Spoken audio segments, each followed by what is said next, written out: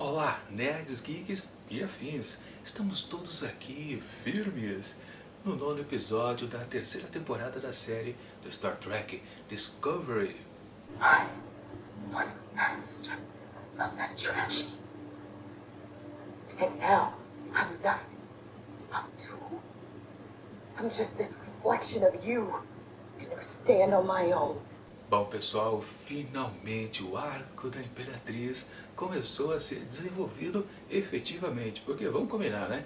Nos últimos episódios, sempre que isso veio à tona, foi apenas pura enrolação. Porque era sempre o mais do mesmo, né? Apenas a Imperatriz tendo um trimelique, né? Passando mal, ficando desacordada e por aí vai. Claro, tinha aquela informação também super misteriosa, né?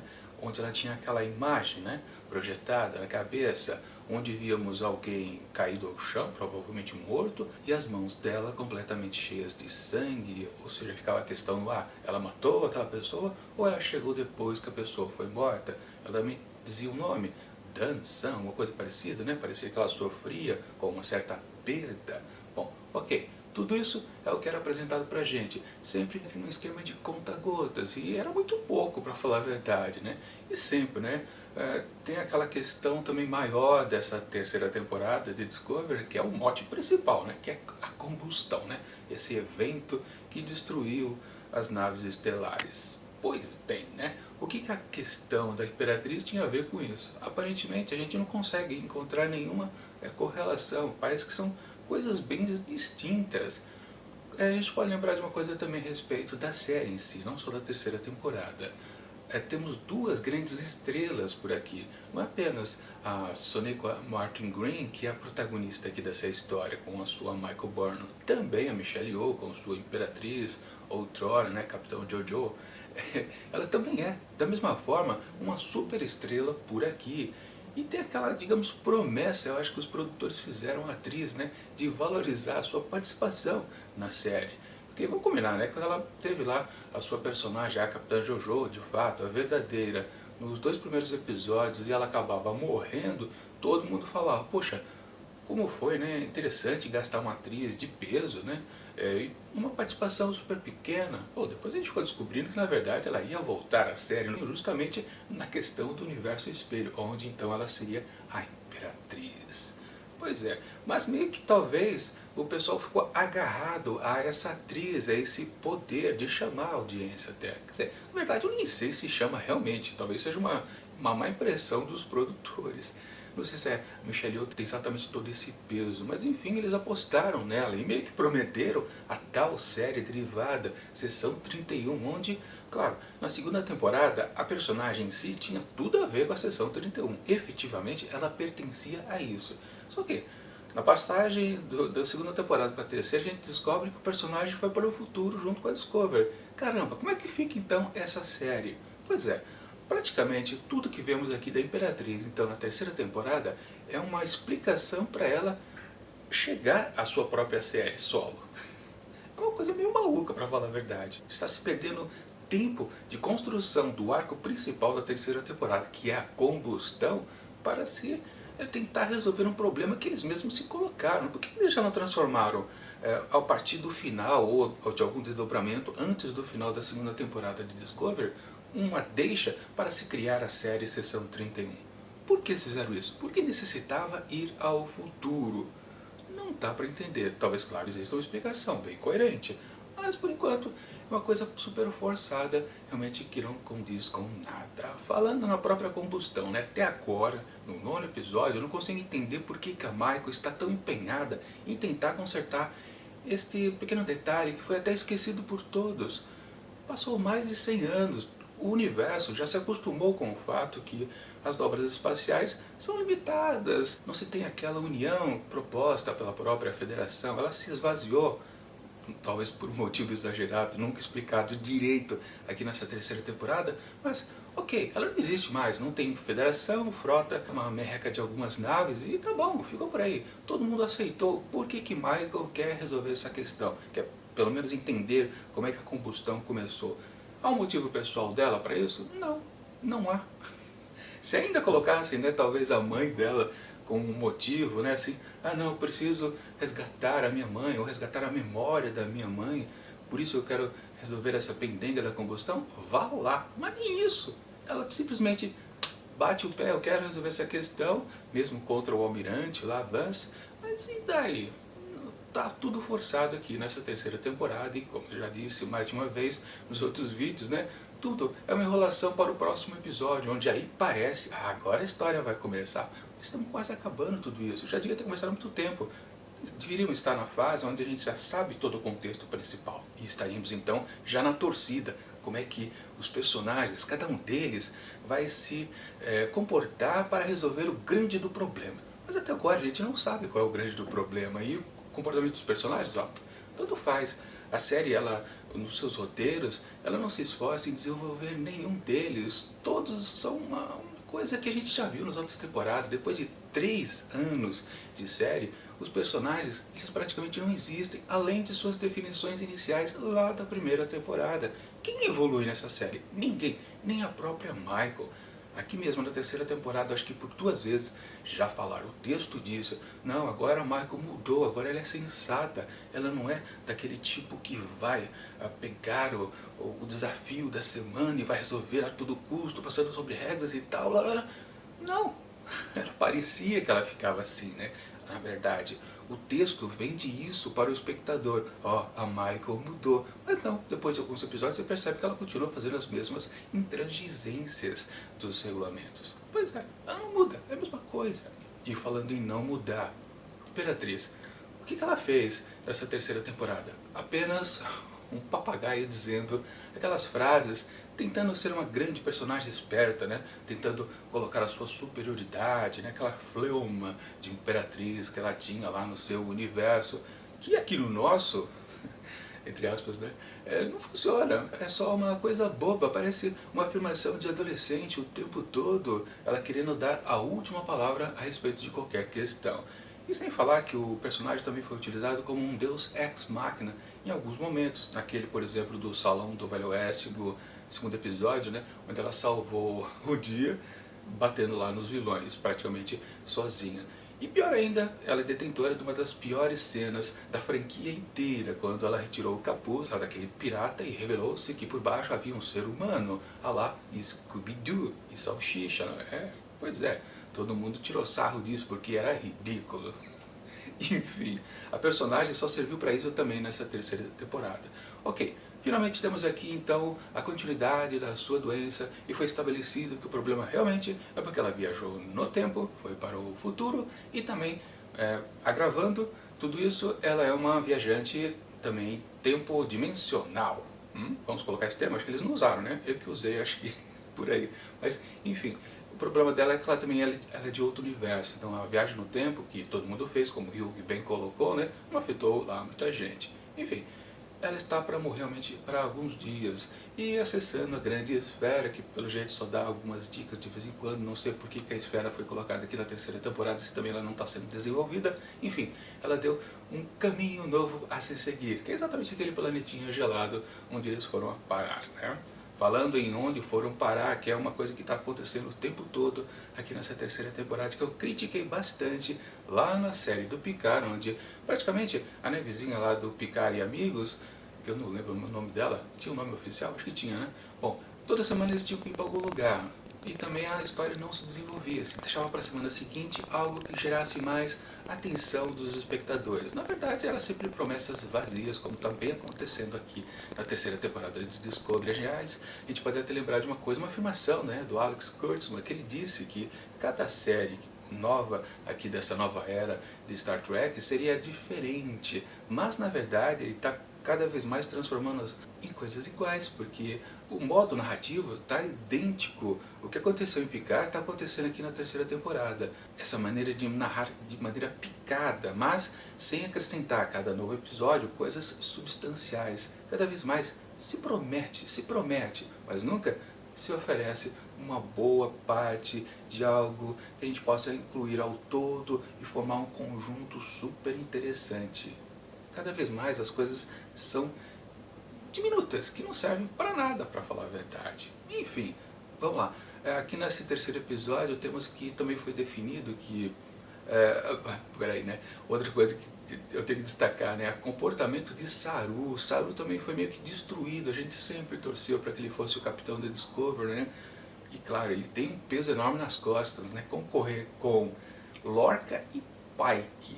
Ele tem que ser um capitão desse mesmo nível. E o que ele é? Nada. Ele cada vez mais, aliás, ele está sendo esvaziado no seu conteúdo. Justamente porque ele está só se colocando nas regras da federação. Ele só lê manual. E ele nunca justifica a sua posição com um bom argumento. É sempre uma coisa vazia. E nesse episódio aqui aconteceu até um absurdo, né? Ele praticamente trocou de posição com o Almirante Vance. O que ele disse é o que a gente ouviria de Vance em episódios anteriores. E ao contrário também. Afinal de contas, o Vance estava pró Michael aqui, como ele já esteve em 2 episódios, acho que anteriores. Eu não entendi essa mudança do Vance. De repente ele começou a ser muito apoiador das intenções de Michael. Eu lembro lá nos primeiros episódios onde ele apareceu, ele era sisudo, aquele almirante bem casca grossa, que é difícil você convencer ele a fazer algo fora das regras. E agora ele está exatamente o contrário, né? Quem está nessa é o Saru. Saru, outro personagem bem destruído aqui pelos roteiristas, com certeza. Mas enfim, né, eles têm que ir lá para aquele planeta. E antes de ir lá para o planeta, tem aquela questão também que está sendo ainda captada, coletada de informações para ir para outro lugar, obviamente, né? Que é o tal lá do que havia naquela mensagem dentro daquela nebulosa do outro episódio. Descobrimos agora que temos uma cientista da mesma espécie do Saru. Pois é, e Saru ficou meio apaixonado de novo, né? Lembra que o pessoal torceu, né? Um episódio lá do novo planeta Vulcano, Nevar, né, onde a presidente também ficou papeando com ele, todo mundo ficou achando que ele estava, né, com os 4 pneus arriados para ela. Não, não estava, né? E aqui também acho que não, é só uma admiração de alguém, aliás, já 100 anos depois, né, já morreu há muito tempo aquela figura ali, aquela cientista. Mas enfim, o que importa é que sim, outro lugar para ir depois, né?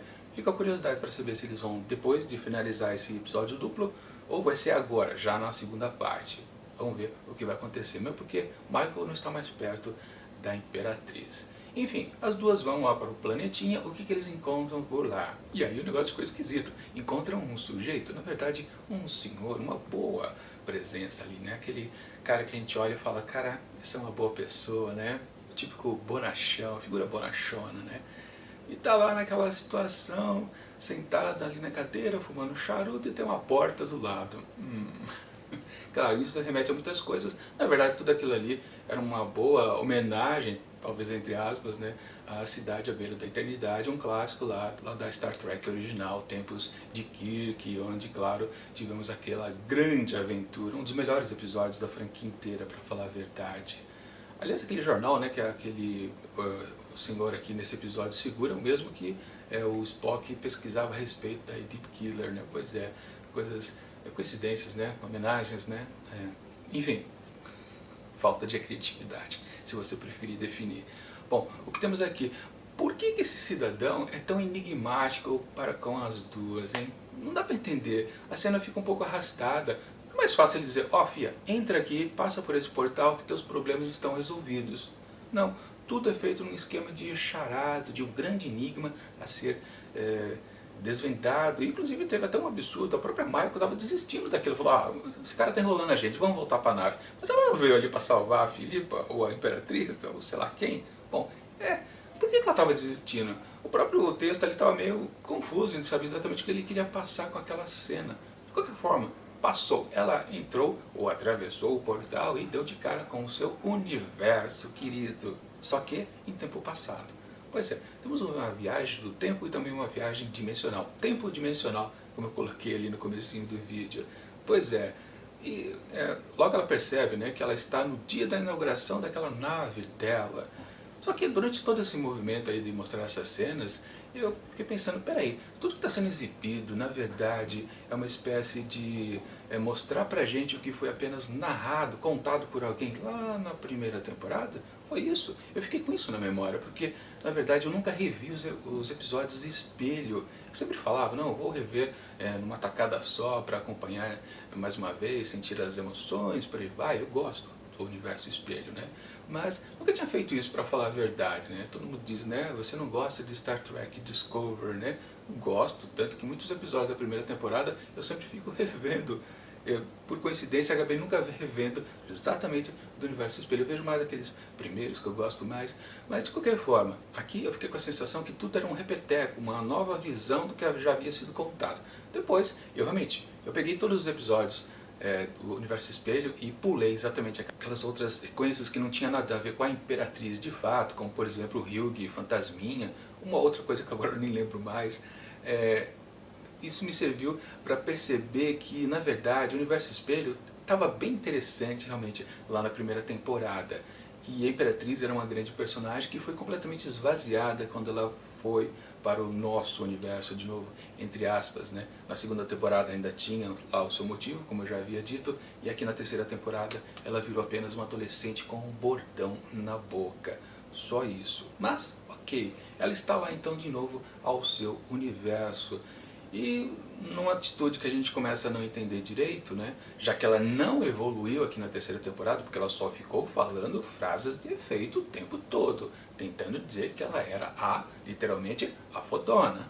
Só isso que ela fez durante essa terceira temporada. Por que agora lá no universo dela ela está boazinha? Pois é, ela salva Saru de virar o quitute da vez. E depois, naquela cena ali no corredor, que eu pensava que já havia sido narrada por alguém, ela acaba não matando a Michael Espelho. Pois é, ela mudou tudo. Ela mudou o seu universo, digamos assim, a linha temporal do seu universo. Bom, isso resulta que então tudo que a gente viu na primeira temporada, e Lorca ainda não chegou, estamos no ponto onde ela está inaugurando aquela nave que depois já aparecia sendo utilizada na primeira temporada. Ela vai mudar tudo aquilo também ou não? Eu acho que a série vai ser bem ousada se ela realmente tentar reverter tudo aquilo, porque ela percebeu de fato, né? O único jeito dela fugir desse ciclo de repetição, onde ela está no universo dela, vem para o nosso, depois tem que voltar porque está doente, a peça-chave, o caminho de desvio das duas realidades é exatamente a morte da Michael Espelho. Coincidentemente, a outra protagonista aqui da série. A protagonista principal, né? E a co-protagonista juntos.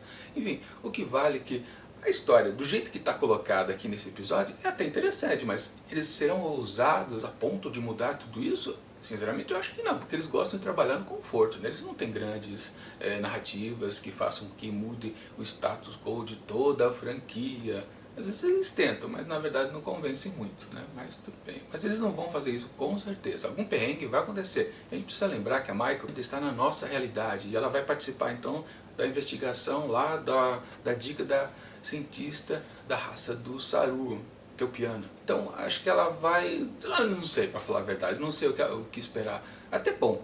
Uma coisa que me faz gostar um pouco desse episódio é que eu não sei exatamente o que vai acontecer na sua segunda parte. É interessante, pelo menos. Uma coisa a respeito do Universo Espelho que é bom ser dita, exatamente é por que a gente gosta bastante deste lado B do Star Trek.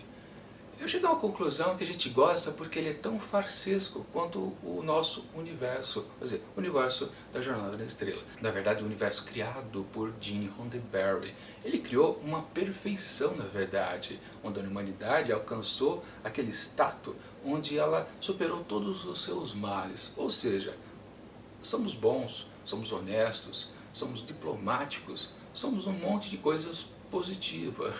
Mas, na verdade, a gente gosta então do Universo Espelho justamente porque é o exato oposto. Ou seja, a gente gosta porque são dois modelos de farsa. As duas coisas não existem. Gostamos de Star Trek por causa disso. É uma história farsesca, do mesmo modo que o Universo Espelho também é. O problema, claro, que o Universo Espelho ele é um negócio um pouco mais fechado, é difícil construir uma história interessante a partir dele. Ou seja, quando as outras séries derivadas depois das aventuras de Kirk tentaram utilizar o Universo Espelho, esbarraram em grandes problemas narrativos, que é o que fazer com esse pessoal que só pensa na maldade, o exato oposto do pessoal que só pensa na bondade. Pois é, são duas farsas interessantes, mas a farsa da maldade é mais difícil de ser desenvolvida. Aliás, um ponto positivo, super positivo para Discovery na sua primeira temporada, porque ela justamente brinca com aquele primeiro conceito que foi dado lá no Universo Espelho da aventura do Kirk, onde exatamente ao final do episódio a gente descobria, né, que ele, Kirk mais Uhura, não lembro quem mais foi com ele para o Universo Espelho. Eles se viraram lá naquele ambiente de maldade porque eles eram bons e sabiam fingir que eram maus. Só que o contrário não aconteceu, né? O Kirk maldoso, Uhura maldosa e os outros que foram junto, não conseguiam disfarçar que eram maus. Eles eram maus, não conseguiam se fingir de bonzinhos. E justamente a primeira temporada de Discovery apresentou isso, né? O Lorca que veio, Lorca mal, ele conseguiu se fingir de bom, embora, claro, nos apresentando um super capitão diferenciado, né? Justamente por causa da sua maldade implícita, né? Ele não conseguia se desvencilhar, né? Ele era agressivo o tempo todo. Nesse ponto, a utilização do universo espelho na primeira temporada foi sensacional, brincando com um conceito estabelecido na primeira oportunidade que ele foi criado, o universo espelho. Só que agora não dá para brincar de novo com isso, obviamente. Ou dá se essa série for usada o suficiente para fazer com que Lorca volte e mude tudo que foi estabelecido na primeira temporada. Eles vão fazer isso? Não sei. O ator pode participar? Pode, mas eu ainda acho que talvez se ele vai participar, ele vai aparecer no último episódio para servir de gancho para a quarta temporada, né? Tipo, Lorca voltou. Seria interessante também, mas seria mais interessante a gente rever o Lorca espelho e brigar com a Imperatriz para ter uma certa mudança por ali. Afinal de contas, ela já vai saber como ela vai poder se comportar para evitar o contra-ataque dele. Ou não, né? Vamos ver o que eles vão fazer. Enfim, essa segunda parte está bem aberta, dá pra gente pensar em várias coisas interessantes. De todo modo, o problema do episódio então, ele também não é bom, porque ele gasta meia hora para desenvolver um argumento, que a Imperatriz agora é uma pessoa boa, por isso ela salvou o Saru, por isso ela não mata Michael Espelho. Pois é, meia hora para isso, muito tempo gasto também. Mas isso é um mal da série em geral, né? Ela é muito arrastada, ela não consegue simplificar cenas, poupar tempo e com isso ter mais possibilidades de desenvolver outros personagens. Ela fica muito cravada em 2, 3 e realmente gasta-se muito tempo de tela e de história principalmente. Enfim, é um episódio interessante essa primeira parte de Terra Firme, mas ele tem seus problemas. Ele pode ser ousado na sua continuidade, mas eu acho que eles não vão ter coragem não. E, claro, tem os seus probleminhas típicos de mau desenvolvimento de todos os outros participantes. Mas isso a gente está mais que acostumado, com certeza. Portanto, para esta primeira parte aqui de Terra Firme, eu atribuo 2,5 asteriscos. Exatamente algo que fica na média. Não é nem bom, nem ruim. Na verdade, o que vai definir se isso aqui, essa primeira parte, é bom ou não, é justamente a conclusão dela. Onde a gente pode pensar, realmente eles fizeram um bom trabalho e souberam concluir. Ou então, exatamente o contrário. Enfim, é isso.